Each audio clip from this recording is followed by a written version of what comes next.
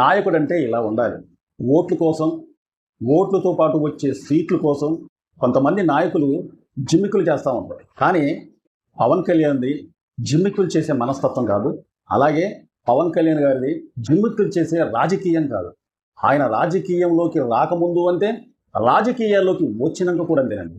ఈ సందర్భంగా మీకు నేను ఒకటి గుర్తు చేయాలనుకుంటున్నాను. పవన్ కళ్యాణ్ గారు సినిమాలో ఒక స్టార్గా ఎలిగేటప్పుడు, అంటే అప్పటికి ఇప్పటికీ స్టారే కానీ, అంటే సినిమాలలో ఎక్కువ బిజీగా ఉండి రాజకీయాల్లోకి అతను అప్పటికి రాలేదు.